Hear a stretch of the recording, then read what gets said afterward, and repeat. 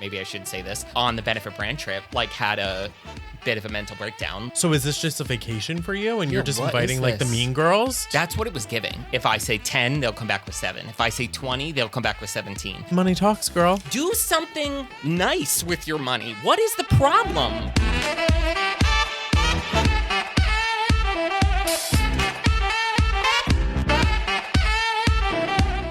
Kim Kardashian. I had to. I want to do this as much as I can to make you laugh. God. It's iconic. It really is iconic, and I can't hear her name now without hearing it. And I mean, you just posted your My reel of it. barber comedy skit. Oh my God. Yeah. Probably my favorite one so far. A lot of people are saying that. Yeah, I did the Meredith one and then that, but I had to. It's amazing. And she's in on the joke, so I knew it wouldn't offend her. And as she should. I mean, this is amazing. I think it's so funny and like lean into it. It's amazing. Exactly. It's great. We're talking about Michaela, by the way, saying Kim Kardashian. If you check out my comedy skit, I'm serving glasses today. I love it. I had to shave my face for the barber skit, and I always feel like a naked mole rat, so I feel like the glasses. You're reminding me of somebody, and I can't put my finger on who it is. It'll come to me. It better not be a Reed. I think it is. Like the people in the comments. Which we need to see. Some of y'all in these YouTube ugly, comments. fat bitch. Literally. Some of y'all commenting in these comments like, why do you pick such ugly photos of Kevin for the thumbnails? And I'm like, that's just how we pose. But then it's like... and you don't look bad. I mean, and of course today I have the most makeup on I've had on this podcast. So no, it's not because of that. But it's just funny too, because those photos, like... Insider tea. Yeah. I pose for those photos. Exactly. I do that to myself. Yes. You're not taking those screenshots. I'm making that face. And the best thing about it was the person in the comments. So someone commented saying, why do you pick the worst photos of your co-host? And then someone who thought they were defending you goes, that's just how he looks. Yeah, they were like, that's his face. Yeah. I was like, what the fuck? Oh my God. So we are drinking wine. Yes. It's 5:20, so it's 1 o'clock. And we just need it. It's been, I was going to say a week, but it's Monday. How are you guys? It's happy Monday. I hope you had a good week. We were looking up what we were going to talk about today. Yes. And on the docket, we're going to briefly just kind of touch on the Tarte drama that happened recently, but it's kind of not really the drama itself, more talking about like the symptoms of it and the expectations that we still have for people. Exactly, the culture around it. Yeah. We also want to talk about what a fan commented, I don't know, I think it might have been on the Spotify questions, asking me they would love to know what doing a brand deal is actually like, and I think that's amazing. Okay, so to start out, this Tarte debacle that went down. So, Excuse me. Yeah, take a sip. So the Spark Notes version of this is basically, once again, Tarte had a brand trip. I think they went to Florida. But before that, they were in, what was it? They went to Greece? No. Turks and Caicos. Something, whatever. They were in an island or whatever for the first half of the trip. They invited a bunch of people. They basically put smaller influencers in horrible rooms, allegedly, and bigger influencers in better rooms. And then they didn't even invite all of the influencers for like the duration of the trip / certain events that they had planned.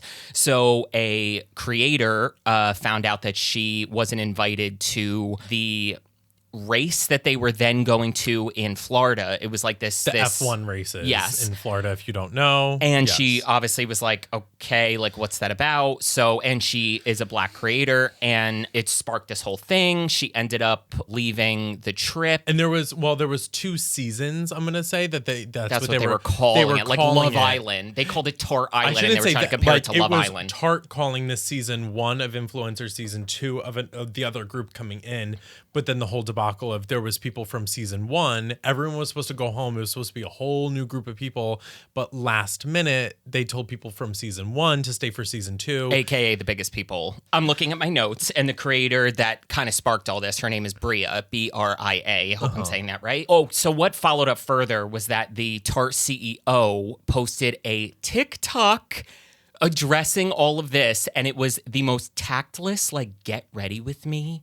First of all, girl, that is not the way to, with the curling iron. It was just watch the get ready with the dirty sponge. We're watching it, and Kevin's sponge. like, that beauty blender used to be purple, and it was brown. It was brown and dry. Dry. And she said, Yeah, just like And I'm like, you don't have another Tarte sponge laying around. You're using your dirty sponge and you're the CEO. But okay. Exactly. And then she's using the beach waver, not even using it as and she's like wrapping her hair around it, and then it's just falling. It's falling straight. Yeah. But it was just so tactless because it's like addressing a lack of inclusivity and this messiness in your brand trip, again, for the 90th time in your career, is not a get ready with me situation. And it was so gaslighty. It was a miscommunication. The line that killed me, no hard feelings. As though Bria had something to be. As though she has wrong. something to apologize for, when you were the one, you invited her for only a portion of the trip, and then you're doubling down on it saying, well, everyone was going to be doing something different, but that wasn't the case because everyone was invited the full length of the trip. The point was that there was a day missing, that she was going home early and no one else was. Exactly. So she was missing out on the activity portion, and you're like, oh, but you're going to see the practice race. It's okay. It's fine. You won't be there for the actual race day. It's fine. Whatever.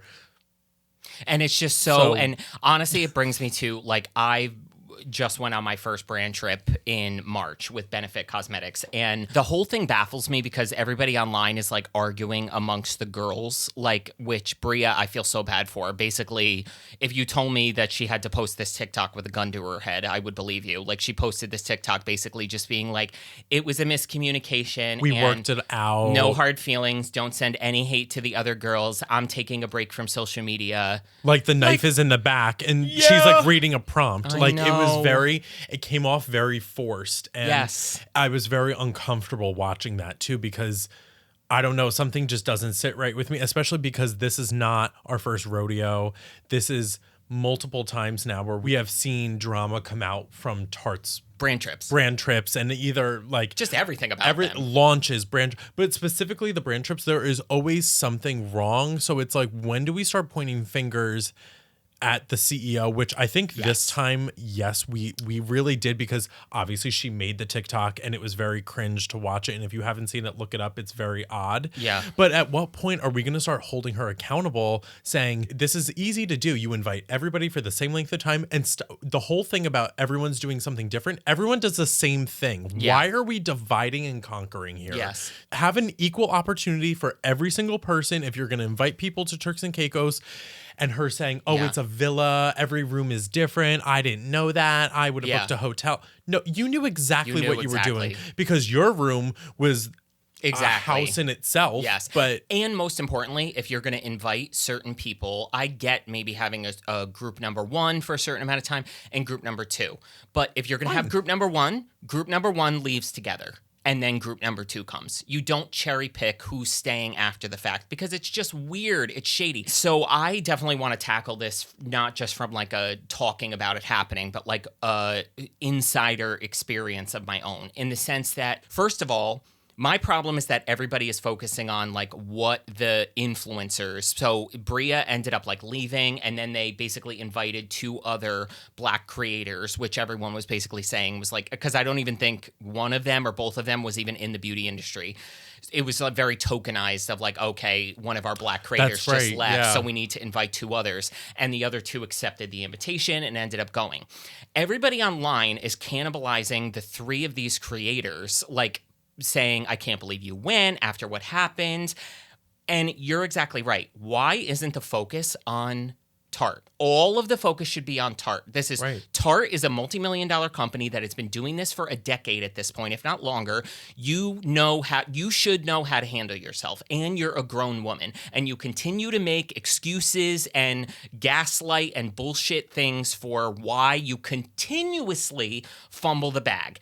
Moreover, I can tell you, the two girls that accepted the invitation after Bria ended up leaving, I don't blame them, because as somebody that has worked with many brands, gone on a brand trip, and especially done many brand deals, the lack of communication and clarity that brands give you is appalling. I guarantee you these two girls that got invited after Bria left had no idea what happened with Bria. What do you think happened? That the Tarte called these two girls and said, hi, so a creator named Bria just left because she thought we were being racist. Would you guys like to come? They didn't tell them. Right. They just said, do you want to come on a Tarte trip? Period. And they went. And honestly, too, I mean, if you think about it, step into their shoes for a second, too. If you got an offer as maybe a smaller creator, I don't know how many followers they have, but even as a creator, getting to go to Turks and Caicos and it's all expenses paid, it sounds great. But I do think at some point we need to draw the line of like, okay, who are you saying yes to? Who are you going to be in company with that now you're going to be associated with? Because now look at what you're in. You're elbow deep in drama and there's no way of getting out of it because you voluntarily agreed to do this. And now you're just getting buried in this drama. And it's Which horrible. again, I also think it's shitty and shady of Tarte to have invited those two other girls, knowing that they were inviting them as the repair our image black girls because we just pissed off and isolated and demoralized the first one without being transparent with them, now opening them up for fire, which is exactly what they've been facing. They've been facing all of this criticism. And I also want to say too, so many people discussing this debate kind of just always go to the default stance of like, why are you complaining? You're getting to go on a free vacation, blah, blah, blah. Yeah. Okay, let me break this down. I can only speak for myself. I don't care if I get invited to the most 5-star resort, beautiful palm tree, whatever. To start it out, any element of this, to begin with, is work. It's a work trip. You have expectations. You have to do things, whatever. Okay, that being said, it's not hard work.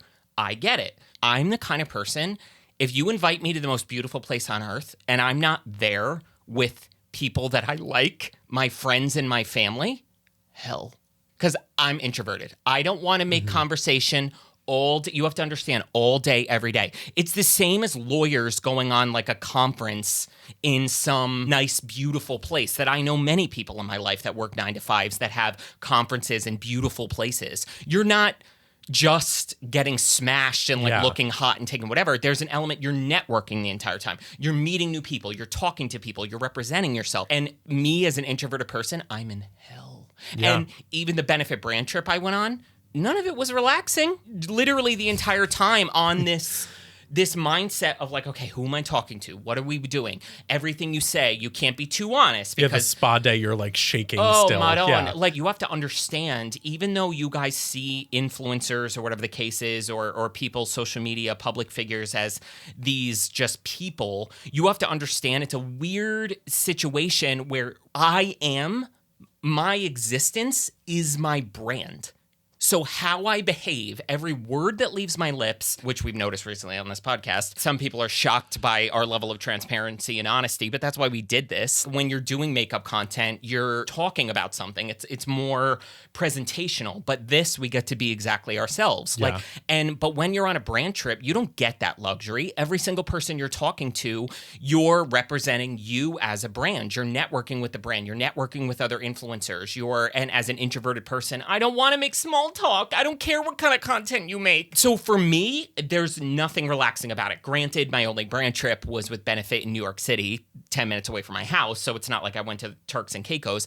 But even someone as me, I don't want to get in a bathing suit in front of these like hot Regina Georges that are just, you know what I mean? Yeah. Like, no, that They're sounds like ew, hell you to eat? me. Yeah. Yeah, that sounds like hell to me. Yeah. So anyway, so then there's that aspect of it. But then moreover too, I will say from my own experience, the aspect of like everyone not being invited to every aspect of it, some people getting to stay longer, cherry picking this, that, and the other thing.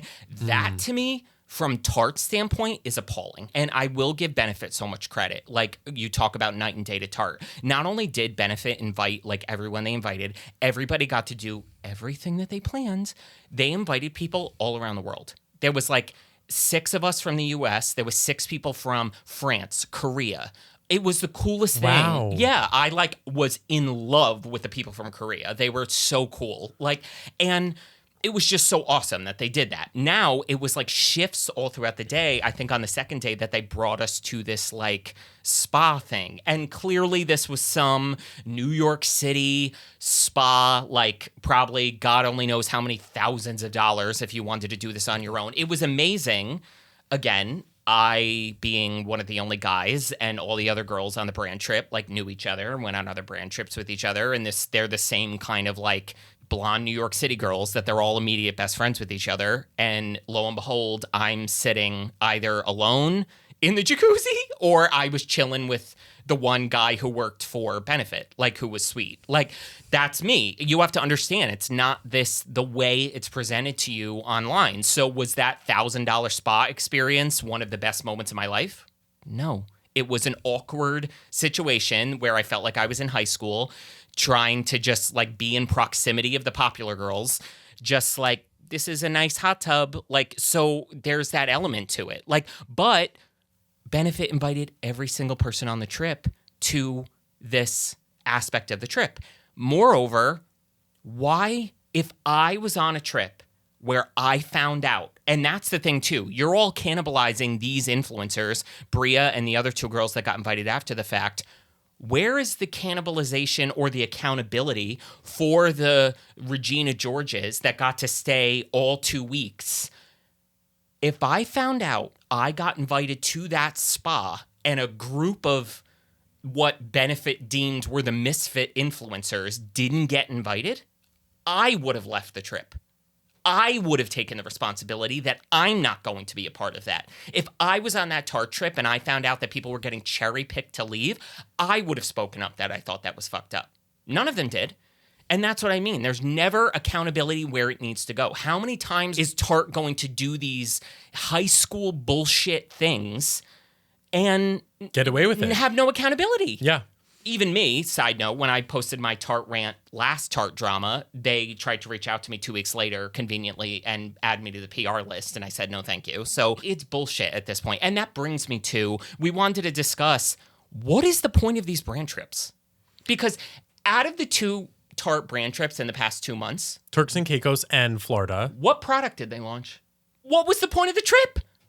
We don't even know. We were all focused on the drama. That's actually a really great point. What is the point of these trips? Yeah. These lavish, stupid, like, first world problems. Because there used to be a purpose behind it. It's like, okay, here we go. We're like, especially with like Benefit too. I remember there was a brand trip with like the big influencers at the time. It was like Laura Lee, Manny, Jeffrey, all of them. And I even remember seeing it in stores that they all had a product with, and it was tied to the brand trip, which I thought was so cool that it was like, this is this person's favorite product from Benefit. Yeah. And then when you went in store, it had their face on the packaging. Yeah. That to me was really cool. Yeah. I loved that. It really tied it into the brand trip now. What are they even, what's the product? And this isn't just Tarte either. Brand trip. Any brand trip Why that are we you're doing, still doing this? and if you're going to do a brand trip, make sure it ties into the product launch. Like, make it like a whole storytelling experience. We're doing like this mindless, like, oh, it's the popular girls getting invited to this. And it's like, it's the sleepover conundrum of like, you're not invited to stay over tonight, but come to the movie, but you can't sleep over. Exactly. That's like, what it was. It was giving high school, you're invited to the movie night, but you're not invited to the sleepover. Exactly. You know what would impress me more at this point? Have these group of I would love to do something like this. Have this group of influencers set up shop at whatever, and trust me, these brands rent spaces that you wouldn't even imagine. The money they spend, whatever the case is, you could find anything. Any studio, anywhere, whatever, empty, blah, blah, blah. Have these influencers set up shop and have people come, have regular people come, or moms, or whatever the case is, or anybody who can't afford makeup or is going through a hard time, and have these influencers do their makeup, do makeovers on these people, and film that content of what these women feel like when they're getting their makeup done. Do something nice with your money. What is the problem? We're still flying these people who are making double figures to Turks and Caicos so they can be in bikinis and use contour sticks? What is happening? And we don't even know what product they're launching to add insult to injury. It's just ridiculous to me. Yeah, it really does go to the point of like the purpose of it, and really thinking about it too. What was the purpose? Because even in the CEO of Tarte, she was like, oh, like when I go on, she was posing it, when I go on vacations, I like to invite everybody. So is this just a vacation for you? And you're just inviting like the mean girls? Yeah. Like I'm confused. That's what it was giving. It was giving like, I'm the CEO of a company and like I want to feel like one of the 20 somethings. So I'm just like flexing my money? Like, are you a Literally. sugar mama or Yeah, you a, we or went are you out a and bought brand owner? tickets. Yeah, we went out and bought tickets for the race in case anybody else wanted to go that day. No, you should have done that. And okay, from the jump. But it just feels like a weird vacation that you're inviting the mean girls, you're inviting the popular girls, and there's no point. No. There's no point. What is your return on investment here? Exactly. What's your return on investment for flying and spending all this money because you know it's not cheap? No. What is the return on investment? Because know. yes, you gave them a bunch of product to use, and yes, they will probably use it, but are you really making that much money? Yeah, Okay. totally. It's just tactless. And It is. at this point, I don't know. I just feel like we're not It's in this tired. space anymore. It is tired and played out. Yeah. Like, yeah, it is not the thing anymore. And let us know what you guys think of these brand trips, because I work in this industry and I'm so tired of hearing about it, seeing it. It's corny, tired, And played out. And let me tell you, if I ever, which I'm never gonna, but if I ever get an invite to a Tarte brand trip, you better believe on all of y'all right now, from me to you, we're in this together. I'm saying no, and I'm screenshotting the email all to y'all that I say no. Like, Yeah. 100%. That's what I respect about you too, because you stand by that, and because you're not even saying yes to the PR list, you don't want any need part of it. it, and I respect that. I respect that so much. Thank you so much. We need more wine.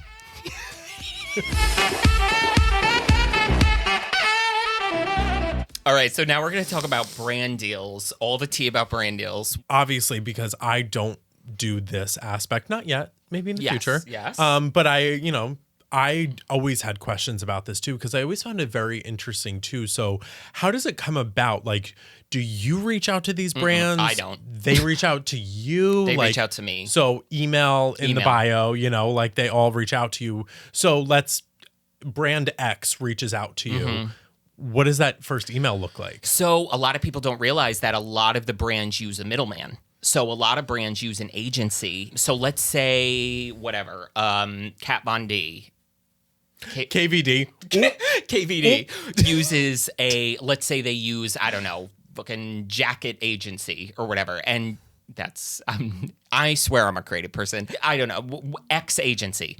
X agency is the one that will email me and say, we have a collaboration we're working on with KVD that we want to yada, yada, yada. But then I would say that's 50% of the time. The other 50% of the time, it's the brand directly. And I will say, like, if I, off the top of my head, brand directly that I've worked with, like Fenty is always directly from Fenty. Elemis, I'm blanking on all the brand deals I've done, but it's 50-50. Yeah. Okay. So automatically question in my mind, because I have trust issues, and this is where my mind goes. How do you know it's not like fake email? How do you know it's like legitimate? Absolutely never accept an email from Fenty Beauty at gmail.com. If it says gmail.com, it's not the thing. You always look and it will literally say like Susan at fentybeauty.com or at Kendo, which is the owner of Fenty. And it depends on what they're asking. First of all, if it's a bigger brand, a reputable brand, and they're asking maybe just to send you PR, so like fill out this form and give your address, which it kind of annoys me. I will say a lot of brands like don't ship to P.O. boxes. So I always wanted to get a P.O. box because I don't want to like give my street address out to everyone and their mother, but a lot of them you just have to. So you can just tell right out of the gate. It is such a more well-oiled machine where you can tell just by like the watermark underneath will say Fenty Beauty and their description of what their job title is and the address of the company that you can then Google and fact check that is their headquarters. Spammers are like so lazy that you can very easily tell it's like a spammer. Yeah. Okay, interesting. Yeah. So once you get past that too, so this first initial email, you talk to them, they want to, give you, so more so like the PR, not necessarily, but more so the brand deal of it. You get to the first email. What does that look like? If it's like, okay, we want to do a post, it's this Instagram post, we're going to pay you this X amount of dollars. Like how does that like? So normally they never open up with the money because they always want to bargain and undercut you. Yeah. So they will say, we're launching this collection and we want to do a TikTok video with you. Or they'll just say, we're launching this collection. We're interested in, we would love to do a paid collaboration. What are your rates? And then you'll follow up by either saying like, here's my media kit, like which describes like your engagement and like your follower count. Basically, you're providing the brand with what you have to offer that will be a return on their investment, which also then has your rates. 9 times out of 10, which I learned from other people on the Benefit brand trip and like just meeting other people in the industry, no matter what you say, they are always going to undercut you. So me in the beginning, when let's say I didn't have a manager or I didn't have a good manager, if I say $5,000, they'll come back with 3. If I say 10, they'll come back with 7. If I say 20, they'll come back with 17. They have endless budget, to be honest with you, depending on, obviously, if they're not like if they're a smaller brand, they don't. But we're talking anything you can find in Ulta, Sephora, they have the money. And no matter what you do, they will undercut you. And I honestly, to be super transparent, which whatever, maybe I shouldn't say this, on the Benefit brand trip, like had a bit of a mental breakdown, like just like because I found out, I'll say this, while I was on the trip, I was telling the other influencers and the Benefit brand team about a recent collaboration that I did with a brand. I told them what the brand was, what I did for them, and how much they paid me. And then I told them what the content was, which it was it was a piece of content that was posted to my YouTube Shorts, Instagram Reels, and TikTok, the same video, all 3 platforms. I got them over 10 million views in a month. And then I told them what they paid me and also the history of how that kind of content performs. Every single person at the table, influencers, which I take with a grain of salt because every influencer is going to like try to act like they make $1 million. But what really struck me was that it was the people that worked for Benefit, because they have no reason to exaggerate. Yeah. Their jaw hit the floor. They were literally looked at me and they were like, Johnny, no. They were like, you should have gotten paid 5 times what you were paid. Yeah. And that's because I never had a manager that can advocate for me, because I'm this weird in-between of like comedy and makeup, and they don't know how to package me. And so I represent myself as a poor kid. It's beyond my realm of comprehension to like say I want this much money or whatever. So I obviously found out I was undervaluing myself, but that was a benefit of like getting to talk to other people like that. But they will take advantage of you without batting an eyelash. How are you supposed to know though at that point in your career? I feel like there's no like guidelines, there's no self-help book for this. Nope. So when you're negotiating your price in these deals too, when you said they're always trying to like lowball you, how are you supposed to know where you're like what's the right amount of money? You don't, because everybody gatekeeps too. Everybody's uncomfortable talking about it. Everybody's uncomfortable talking about how much they charge for a brand deal, what the case is. And it's really strange. And it's only until I got a little bigger, I would say after like a year and a half, that I would get close enough with other people that I would tell them these stories, and they were the ones to say to me like, absolutely not. Like, what are you talking about? And what a lot of people don't realize, too, is you could be with a really good management company, but if you specifically have a bad manager at that agency, it's going to be a completely different ballgame. Somebody at the same agency as you could have the best manager in the world, making them $1 million. They could have Susan and you could have Debbie, and Debbie's horrible and Susan's amazing. So it's always a gamble, and they're always going to undervalue it. But I've learned how to value myself at this point. And again, for me, and Robert Welsh and I talked about this on my interview with him on the podcast, is the reason I even put so much stock into YouTube was because I wanted to be able to have a revenue income that was dependent on my output, the quality, and views alone. I didn't want to be so dependent on brand deals. And that's what you have to understand about these TikTok / Instagram exclusive influencers that are not on YouTube. Their only income is from brand deals. So they're going to lie, they're going to be deceitful, they're going to do whatever they have to do to get these brand deals, or they're going to, let's say, promote a product that they don't love. Not going all the way of the dramaticness of lying and whatever, but they're going to maybe promote something they don't love because that's their literal only source of income. Where with me, where I have a YouTube income, when I get so maybe answering another question further, when I get an inquiry for a brand deal that I know right out of the gate, I'm not going to like the product based on the brand or whatever the case is, Tarte wanting to send me PR, I'm like, no, thank you, because I don't need it. I didn't want to be reliant on brand deal income. So, and even this kind of ties into another question that I have. And I think this is a big one that I feel like people would wonder is, do you remember and how did you get your first brand deal? And what did that even look like for you? Did you even negotiate at that point? Or were you just like, okay, let me get my first one. Let me get my foot in the door and let's do this? For perspective, I blew up March of 2021, or not blew up. I'll say that's when it started, March of 2021. And I didn't make a dime until February of 2022. So I did this for almost a year completely for free, full time, while we're talking a comedy video once a week, 52 comedy videos, sometimes more, beauty videos 6 days a week, while doing bridal makeup, another full-time job, everything, whatever. Not a dime.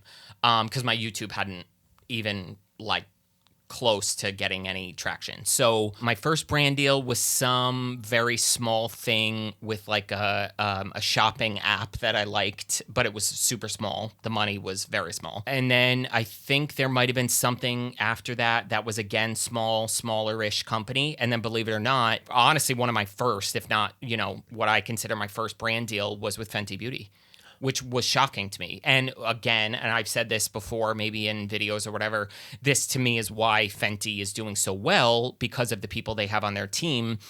They were the first, which I was saying this for a year, because at this point I had 50 plus comedy skits with millions upon millions upon millions of views, working at Sephora, where I said, like, why is a brand not intelligent enough to realize I could incorporate a product into this? Lo and behold, Fenty was the first one to reach out to me February of 2022 saying we would love to do a partnership with you where you incorporate this new launch into a Sephora skit because they knew it had the views. Was that the lipsticks? Oh my God. I think it was, it might have been the Poutsicle lip stains.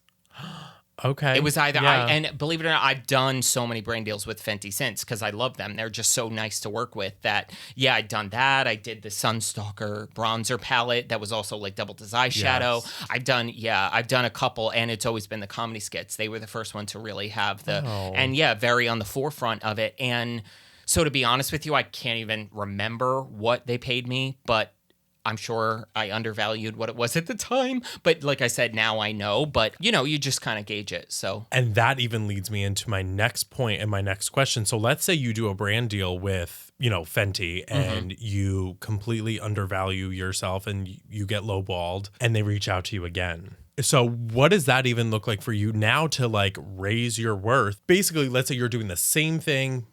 No other amount of work is really going into it. You're doing another comedy skit for Fenty, whatever, and you basically say like my rate is doubled. Like how does that work? Like, is it just a negotiation back and forth? And it's interesting. I don't know if I've ever necessarily been in that position because I kind of always had the wherewithal with every collaboration up it a little bit because I knew they wanted me. But I will say that just to show you how Pollyanna I am, like, and how not, I don't know. I don't even know what word to put on it. Like, so many influencers that I see are just so money focused or whatever the case is that I'm so just, I don't know, whatever, for comedy, stupid. I don't know what I'm doing. One of the times the woman, and the only reason I'm saying this is because the woman I worked with at Fenty Beauty no longer works for Fenty. So it's not, I will say it. She said to me, she's like, you should charge more. Like, she told me, she was like, you should at least do this. That's how much I was just so like, wow. Thank you for the pennies. You know what? That really speaks though. Oh, she was an angel. Saw I the love this value woman. in you too. Yes. So that's like absolutely. And it was in an email, so it's not like the company was traceable. That's what I mean. It's It not was like traceable. She texted me on the side and was like, but so that speaks to charge more. That speaks to the integrity of Fenty Beauty, exactly. And that's what I'm saying about them being really on the forefront. But a reputable brand that's not trying to just milk it for all it's worth at pennies. Yes. And I did my research, but everything, when you Google, like, what should an influencer charge, it's all very generic. Like I said, a lot of it goes by follower count, but a lot of it is about engagement, where in the beginning, let's say my follower count on TikTok was like 500,000, that would consider me like a tier down from the biggest influencer, because then 1 million or over is like the biggest influencer. But my views were of the biggest people. So that's where I was always like, yeah, I know I only have X amount, but like if you want to do a comedy video with me, you're going to get this level of engagement, so you're going to be paying for top dollar for exactly. So it's just about honestly like standing up for yourself and knowing like how much to do. My aunt-in-law, if you will, a friend of hers, they're very big. They're very successful women in corporate America. And they kind of both said to me one time that really opened my eyes. They were like, but they were like, take the amount of work that goes into writing the comedy skit, filming it, doing it, editing it, coming up with it, the whole 9 yards, and divide it. What are you getting paid by the hour? And that was the first time I ever thought of it that way. And I was like, holy shit. Like, I never thought of that. And once I started doing that, I was like, I'm not making shit. Yeah. And that's when I started to realize. So it's just about being smart with it, and valuing yourself for it. And if you scare them away with how much money, obviously don't be astronomical, but if you scare them away, fuck them, whatever. Because if they're paying these other girls how much money to, lie, they can pay you. So now I even have I have two questions for you. So that just kind of like came into my mind too. So the one comedy skit that you did, that was the round table of all the brands, right? Did any of those brands pay to be in that, or was that just you thinking of this? That was for free. Wow. And that took you months. There was a few brands that said they wanted to be a part of it next time. They said they wanted to be a part of it. They never emailed me saying they wanted to do it paid. And that's what bothers me, is that you want to be included in something that takes months of your time. And they want to pay nothing for it, but get the exposure, get their name out there. Because, and it's not like you were dropping products from like Urban Decay in the first one saying, try the new like Shake Vice lipsticks. But to be a part of something like that got such traction that I will not lie, I was like, oh yeah, like I haven't tried anything from this brand in so long. Like, and it almost in the back of my mind was like, oh my God. It did like the subliminal, like, oh my God, this like, this worked. But I would even say like it's something that I feel like if they want to be a part of it, money talks, girl. So does every other brand. They probably want to be a part of it. And you're writing this skit. I mean, even down, we talked about it, I feel like on an episode in the past, that you sat there and you mapped it out on paper of like, when I look to my left, because Urban Decay is sitting over here, and when they refer to me, they're this way to me, and the person would be over here. It's next level thinking. And it's like, okay, but you did all of that for free. I don't understand. Like, that is mind blowing. Tell me about it. Oh, and I probably spent $300-$400 on wigs, hats, costumes, so on and so forth. And you're doing other things on top of it to try and make money. And it gets me heated that these brands don't see the value in good people. And that's what's frustrating to me too. And this is my response. And whatever, you could agree with me or disagree with me, but I work in this industry, and not you. I mean, maybe people listening. It's because they would rather pay a girl with 1/10 the following I have to promote it, because it will sell their Maybelline mascara to Susan in Ohio. They don't want to piss off middle America. And you can come at me, but I'm sorry, being a man in the beauty industry, you get 1/10 the following. Even the Tarte Dubai trip, 90% of the girls had 1/10 the following I have. But if I go to the Tarte Dubai trip, even Ulta Beauty, I'm a part of the Ulta Beauty collective, me and another influencer, Frederick, who I love, who I really want to have on the podcast. He is a part of the collective with me. Him and I, which I'm not saying anything about Ulta. Ulta is so inclusive. They are like great with, even they've made specific posts saying, if you have a problem with this, don't follow us, don't shop at our store. It's posted on the doors, honey. Yes. Yeah. But when they fucking refeature me and Frederick, you better believe the comments are filled with, ew, I'm not shopping at Ulta anymore. What happened to women in beauty? Which there's fucking 90% of the posts are women. I'm sorry, you needed to see one guy this month. They don't want to deal with it. They don't want to pay me. They don't want to invite me. They don't want to have me. They would rather pay a girl with 1/10 the following I have, because they're not going to piss off their consumers. That's why they don't give a shit. What girl is doing what I'm doing in the beauty industry? Acting, skits, characters, writing. Who's doing this? But I can't sell mascara to women in Missouri. This is why. People have the audacity to say to me that it's not what it is. And that's why there's not that interest and that lack and that undervaluing. Yep, but then what is it? If you're going to say it's not that, then what is it then? It's just out of sight, out of mind. And all of us boys scrounge for the scraps that we get and call it a day. And I even think, too, when you say you would undervalue yourself, I think it's that thing of like being a boy in the beauty industry. You almost unconsciously do that to yourself, too, where you undervalue and downplay yourself. And you have been one of those people since day one that I remember when I first met you, too. I was just like, this person is going to go so far. And I always remember thinking that I was like, this person is going to go so far no matter what he does. And I was always so inspired by you because you always took what you were doing and you went next level, and you didn't let anything stop you. And I think that's what was so amazing about you too. And I think you still do that to this day, and you stay true to who you are, and you deserve the world. But it's unfortunate that you don't get treated better and with more respect out of everything that you do and everything that you put out there. It's like, where is that, just like that flickering light of hope from these people that just to give you what you deserve? It's beyond. Thank you. Check out last week's episode because we talked a lot about this, but I don't know what it was. Growing up the way I did as a little gay boy in like rural New Jersey, like my family always makes fun of me. You want real like super loser inside tea about me. I was obsessed with Phantom of the Opera, the movie, when I first saw it. It's like what exposed me to musical theater. I was obsessed with Emmy Rossum. She was like my first like gay obsession. Stunning, voice of an angel. You know her from Fiona on Shameless. I was so obsessed with Phantom of the Opera. I'd probably seen the movie version, God strike me dead, this is not an ounce of hyperbole, 250 times. And I was always such a creative kid that was like alone in my bedroom who loved being artistic that I made an exact replica of the chandelier from Phantom of the Opera out of a Sierra Mist soda cardboard box that I painted gold, floss, and hot glue as the beads because I couldn't afford beads. And when I tell you this was an exact replica of the chandelier, I can't even tell you. And the only reason I'm telling this story is because I just always been somebody that no matter what I did, I was just never okay with doing what everyone else was doing, that level of it. It sounds stupid, and I don't know, people could judge me for it, but like this life, I find this human experience is very brutal and difficult and cruel and hard and heartbreaking and exhausting. So from a very young age, I always had the mentality of if I'm going to be here and if I'm going to endure this shit show that is the human existence, I want to be fucking great at it.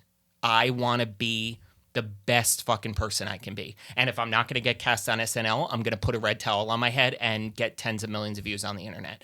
I just always wanted to make people laugh and go the extra 9 yards in anything I did because, I don't know, I always had so many ideas, I couldn't stop doing it. And that's the thing. It's this weird dichotomy I've been stuck in for a long time. And people may have even noticed in the past couple of months, I haven't even done that many comedy videos and I want to get back on the horse. But to be honest with you, I'm in a rut at the moment because I've put out all of this work, this body of work, and I've blown up quicker than most people. I think my sister looked up. There's like millions upon hundreds and hundreds and hundreds and hundreds of millions of people who have YouTube accounts. And I'm pretty sure like under 10,000 have over 1 million subscribers. It's a crazy numbers. I got over 1 million subscribers on my beauty channel in under a year. Wow. Do the opportunities match? No, absolutely not. Look at you and I with this podcast. We're on episode 20. We've yet to get a brand offer, whatever the case. We do this because we love it. But that's where I feel, and I stick to things like this because I feel you build a more loyal audience because they know you're doing it because you want to connect with them. Yeah. We want to connect with you. We want to talk to you every single week. We want to have this time together. And that's what I did with the comedy things. And it just builds loyalty, I think, in a way that, they always say the candle burns out as quickly as it rose. So if you have a slow upbringing, and that's what people don't know about me, I say that I got 1 million followers in a year, but I've been trying to make something happen on social media for 7 years. When I started at Sephora, we always used to do stuff and post stuff. And I've been in a rut because it's not that I don't have the ideas, but it is really hard every day to work 7 days a week, 12-hour days, and put out what you put out the comments are nice, and I love when people are sweet and say that it made their day, and it's whatever the case is. But at the end of the day, that doesn't pay my bills. It doesn't pay my rent. It doesn't give me opportunities in longevity in conjunction with my career. And the people that hold the power in this industry are 1/10 as interested in me as they are the girl with 200,000 followers because she can sell mascara in Oklahoma. Yeah. And that is really unmotivating. And it's been hard. And I've been going through a rough patch of like really letting every negative comment get to me and getting back on track. It's the same even with brand deals, really. Like, you'd be surprised. I don't have people banging down my door. And it's just coming from the outside looking in, I almost felt that way too. I feel like that people should be. And based on what you're putting out, I feel like the consistency, the quality, you would think that people would be stopping what they are doing and doing everything that they possibly can to make sure that you are doing a brand deal for them. And it just doesn't make sense to me. And I guess it leads me into my last question that I have for you. What is the one brand that is your like dream brand that you would love to collaborate with? Let's manifest this. It's Monday manifestation. Manifest Monday. Oh my God. Yeah. Okay. So brand to work with / like have a collection with. Yeah. I would say, okay, so brand to work with, believe it or not, I've already worked with them, and they're the brand I was saying undervalued me wildly. They're the one I gave 10 million views for nothing. And at this point, I've given them, we're talking 3 months. I've got to be up to almost, I don't know, I've given them 14 million views. Never followed up to work again. You could probably figure out who it is. I think I have an idea. I'll say it lends itself to what I do. So yeah, there's that. Okay. Yep. I think I have an idea. Tell me off. Yep. And then I will say brand deal or a brand I would like to do a collab with. To be honest with you, it would just be a brand that I wildly admire their quality. So off the top of my head, Sigma, Glam Lights, Adept, those eyeshadow palettes. Moira, if you're out there. Okay, we need to talk about this. Moira Cosmetics, and we've said it on this podcast before. They're an indie brand. I don't know who this Moira is, but if there is an actual living Moira out there, I've been in this industry for a decade. As an indie brand, you have more products and a breadth of products that are all quality, more than every brand everyone knows. Elf, Makeup Revolution, NYX. Yeah. It is unbelievable. Yeah. Moira, if you ever want to do a collaboration, I will do it in 5 seconds. But again, no one's asked. But I would, Moira, I would love to do a collaboration with. It would honestly, for me, it would have to be a brand that I just eat, sleep, and breathe. Yeah. That I love beyond belief. Let me say this. If a brand ever came to me with like, let's do a collaboration, I don't want to do another eyeshadow palette. We have enough. Enough eyeshadow. Every color eyeshadow has been made.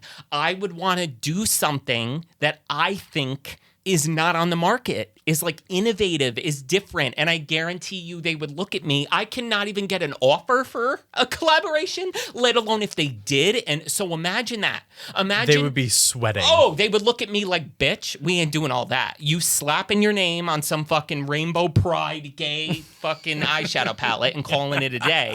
And you're going to be happy that you got that. That's the industry. Yeah. So if I came to them and said, I want to do something different, they would look at me like, bitch. So that's what I mean. I'm always stuck between a rock and a hard place because it's very difficult for me to just be like, do what everyone else does. It drives me nuts. I'm so tired of the mediocrity and the redundancy and the lather, rinse, repeat of this world that when I challenge it, people look at me like I'm annoying. And you know what? The brand is out there, and I fully believe that. There is a brand out there that is willing to go the extra mile with you, and I know that day is coming too. There is going to be a brand, and they're going to be willing to go the extra mile to create something with you that will take forever and 3 days to create, and they will do it. They will do it with you because they would be stupid not to. Or I'm just going to start my own brand. And we already had the whole blueprint for it. So, Yeah. So Kevin and I will just come out with our own innovative shit because it's, I don't know. But other little tea on like brand deals is like, let's say you get mad at like an influencer for like not saying ad or whatever the case is. I've gotten a lot of companies say to me specifically, I will send them the draft where my caption says ad. And they're like, no, write so-and-so sponsored. They're very controlling about the way it's presented, or they don't want me to disclose basically that it's sponsored. They're not saying that, but they're not in the brief, which basically a brief is detailing like what the talking points or what the product's about and maybe like what silly hashtags to use like for social media purposes. But in the brief, it will not have X sponsored or ad.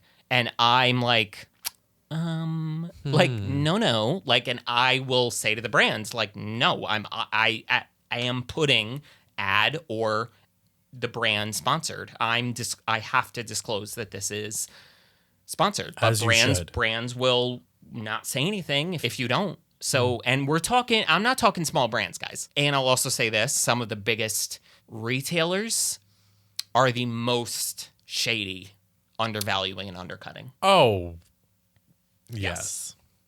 100%. So, and let's just call them the stores that put all of Middle America factories out of business, buy a drum of Cheez-Its and a wheelbarrow of pillows for $2. That kind of a store, we'll leave it at that. They're the ones that will screw you within an inch of your life.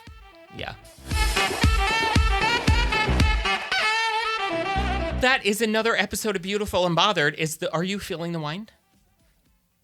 Yeah, mama. Yes, 100%. I am feeling the wine. I hope you found this interesting talking about brand deals, and we definitely want to know your thoughts on brand trips because, like, why is this still happening? Like, again, talking about it. Oh my gosh, yes. Muddo, and it drives me insane. Lord. We love you guys so much. Yes, let us know in the comments. This is so much fun. I know. This is so great. And this is why we poured wine because we were like, we're in just the mood to just chat with y'all. Yeah. And I love it so much. And honestly, getting to talk to you about all of this too, it just feels so great. And every week it's so much fun. But please sound off, list the brands below that Johnny should collab with, or like they need to just give him $1 million and just say, promote this lipstick. Oh, well, yeah, not $1 million. Anything. Yeah. $2 maybe. Thank you so much for listening to another episode of Beautiful and Bothered. Stay tuned next week for a brand new episode. And let me tell you guys, if you actually follow and subscribe on Apple Podcasts and Spotify, I can't tell you how much of a difference it makes. Subscribe to the YouTube channel for weekly video episodes. We love you guys so much. Wherever you are, I hope you are happy, safe, and healthy. And remember, you are beautiful. Bye, guys. Bye.